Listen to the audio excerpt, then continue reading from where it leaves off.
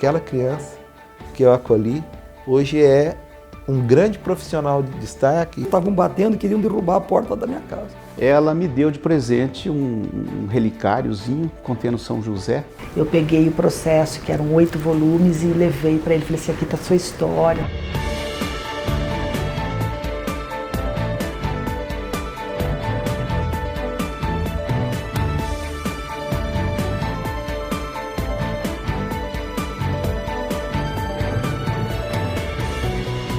O Ministério Público como sustentáculo da democracia e do direito. A frase estampada no principal corredor do órgão em Mato Grosso do Sul faz menção ao importante papel da instituição para a sociedade. O autor é Fadel Tager Yunes, que assumiu como promotor de justiça do Ministério Público na criação do Estado de Mato Grosso do Sul.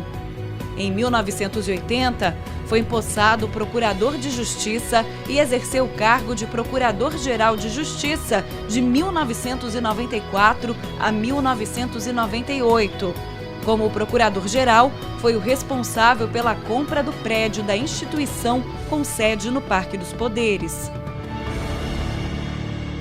Nesses últimos anos, os 40 anos do nosso Estado e nos 31 anos da Constituição Federal, o Ministério Público brasileiro, e em especial o Ministério Público de Mato Grosso do Sul, foi responsável por inúmeras ações nas mais diversas áreas: meio ambiente, probidade administrativa, infância e adolescência, combate ao crime organizado, numa atuação diária de promotoras, promotores, procuradoras e procuradores de justiça que ajudaram não só a consolidar a cidadania do cidadão do nosso Estado, mas a auxiliar no desenvolvimento econômico, social e ambiental do Estado de Mato Grosso do Sul.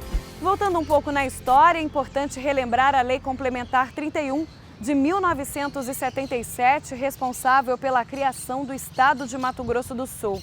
Nela ficou estabelecido que o Ministério Público do Estado contaria com os mesmos profissionais que já vinham exercendo suas funções na instituição em território sul-mato-grossense.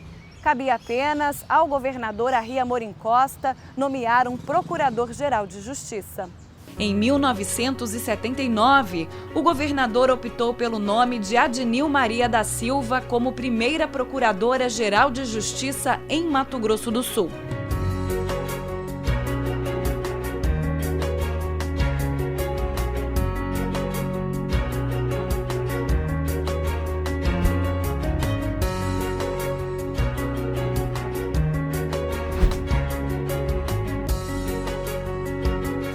Ainda em 1979, após a nomeação da Procuradora-Geral de Justiça, o Ministério Público do recém-criado Mato Grosso do Sul recebeu novos integrantes. Outros 5 nomes foram incorporados ao quadro funcional como procuradores de Estado.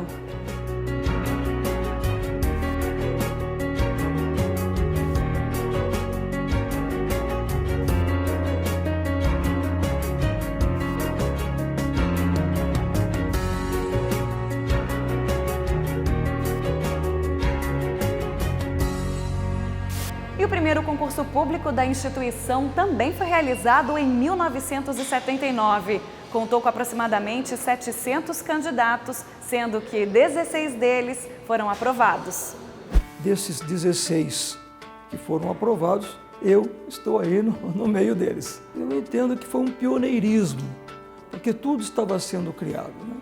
Foi não digo uma novidade, mas foi um início de algo que resultou não só ao pujante estado de Mato Grosso do Sul que hoje temos, mormente no agronegócio, mas em paralelo um pujante Ministério Público Estadual, que dispensa comentários porque a imprensa divulga aí abertamente todo o trabalho que a instituição realiza. Os procuradores da época buscaram logo traduzir para os membros: olha, estamos vivendo uma nova época, o Estado de Mato Grosso do Sul é modelo e nós queremos para a nossa instituição também um modelo. Essa foi a mensagem, essa foi a bandeira O procurador-geral adjunto passou a ser Davi Rosa Barbosa, indicado pela Procuradora-Geral de Justiça e nomeado pelo governador do estado. O cargo de primeiro corregedor-geral do Ministério Público foi ocupado por Arley Cardoso Galvão. Nelson Mendes Fontoura sucedeu a Procuradora-Geral de Justiça Adnil Maria da Silva em virtude da transição da chefia do Executivo do novo estado. Na época, promotores de justiça e defensores públicos pertenciam à mesma instituição, regidos pelo Decreto-Lei nº 24. Em 1980, o quadro de procuradores de justiça foi ampliado com a posse de Afonso Nunes da Cunha, Francisco Ferreira da Costa, Fadel Tager Yunes e Ari Fonseca. A primeira sede foi o edifício das repartições públicas, prédio conhecido como Antigo Fórum da Capital e que hoje abriga a Fundação de Cultura. Toda a estrutura ficou para o norte, ficou para Mato Grosso. E o Mato Grosso do Sul teve que montar tijolo por tijolo de toda a estrutura que existe hoje. Então, no começo, como se diz no jargão popular, a gente chutava a bola, tinha que alcançá-la e chutá-la para o gol, né? A comunicação não existia. A comunicação era feita por carta, por correspondência ou por telefone. O telefone era um só, que estava no gabinete do juiz, e a gente pedia licença para poder fazer uma ligação. No meu caso era pior ainda, porque eu comecei na única comarca de difícil provimento do estado, que era Porto Mutinho, e não havia telefone, simplesmente havia um posto telefônico onde todo mundo tinha que marcar horário para receber as ligações ou para ligar para outros locais do estado ou do país. Os gabinetes dos promotores eram junto ao fórum ali na Fernando Corrêa da Costa. Muito tempo depois é que foi construído a sede das promotorias, hoje na Rua da Paz, e adquirido esse prédio aqui para os procuradores. Em 2018, o atual prédio da Procuradoria-Geral de Justiça passou por reformas de ampliação e adequação. No mesmo ano, também foram inauguradas sedes próprias de promotorias de justiça em todo o estado. Outro momento considerado histórico para fortalecer a instituição foi a sanção do Projeto de Lei Complementar 6 de 2018, que define as regras para os promotores de justiça concorrerem ao cargo de Procurador-Geral de Justiça. A lei foi sancionada em 22 de novembro de 2018. Atualmente, Mato Grosso do Sul conta com 35 procuradores e 184 promotores. Como instituição firme, essencial ao exercício da democracia, é com muita honra que eu represento as mulheres e no Colégio de Procuradores, embora somos minoria, tenho a satisfação de dizer que na instituição nós já somos 40%, em índices melhores do que a própria magistratura, exatamente porque o Ministério Público é uma instituição plural. Prestar contas para a sociedade das nossas atribuições é extremamente importante, porque nós somos a porta de entrada dessas transformações sociais, né? A prerrogativa dos nossos direitos, a garantia dos direitos fundamentais, o exercício das nossas atribuições é uma prestação de serviços à comunidade de forma essencial, mas basicamente transformadora. E tudo que transforma nem sempre é pacífico e nem sempre é uma coisa muito fácil de fazer. Então, o Ministério Público é aquela instituição que ajuda, mas ela arruma briga com muita gente. O grande desafio, no caso, para a mulher que é membro da instituição, é exatamente saber essa separação, porque a gente veste tanto esse papel como agente transformador, como o defensor da lei, da Constituição, das garantias e prerrogativas constitucionais, que você às vezes acaba esquecendo que você não está vivendo esse papel dentro de casa. O Ministério Público do Estado de Mato Grosso do Sul atua também por meio de seus centros de apoio operacional das promotorias de justiça em assuntos relacionados ao meio ambiente, ao consumidor, à habitação e urbanismo e do patrimônio histórico e cultural, infância e juventude, patrimônio público e social, fundações, idosos e das pessoas com deficiência, direitos constitucionais do cidadão e dos direitos humanos, criminal e das vítimas de infração penal, cíveis, eleitorais e do controle externo da atividade policial. No atual contexto político do Brasil, o Ministério Público reforça o seu papel enquanto agente de promoção da justiça social, como representante da sociedade na exigência de seus direitos.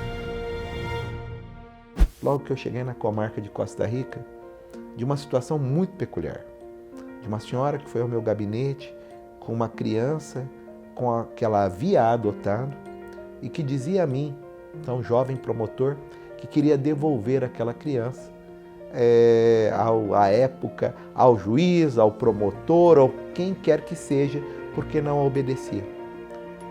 E eu via naquela situação, nos olhos daquela criança, devia ter uns 6, 7 anos de idade, a decepção daquela pessoa que ela acreditava como mãe e que deveria lhe devotar amor, querer devolvê-lo e não tê-lo amor.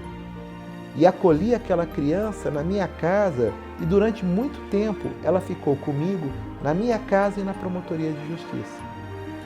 E depois desse tempo que ficou comigo, 2 ou 3 meses, a mãe veio novamente e depois das conversas que eu tinha, que eram conversas semanais com ela, acolheu aquela criança novamente no lar, deu-lhe o carinho e o amor, e essa criança, aquela criança que eu acolhi, hoje é um grande profissional de destaque. A coisa mais difícil do mundo é alguém ser processado por fazer aborto e também por se deixar abortar. Isso aconteceu.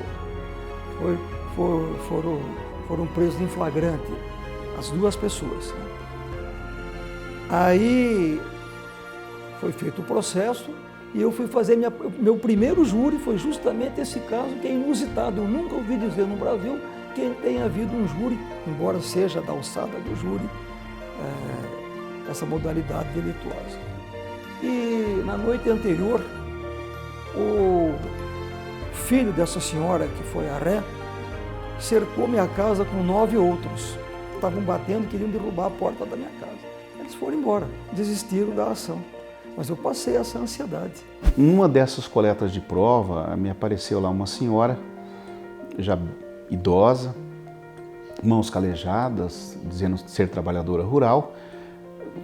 Coletei todas as provas necessárias, assim ficou comprovado, e remeti toda a documentação dela ao órgão competente para que já começasse a incluir ela no plano de aposentadoria rural. Para minha surpresa, um dia essa senhora aparece no meu gabinete com um pacotinho de dinheiro e que queria me entregar esse dinheiro. Era a primeira remuneração dela, a primeira aposentadoria.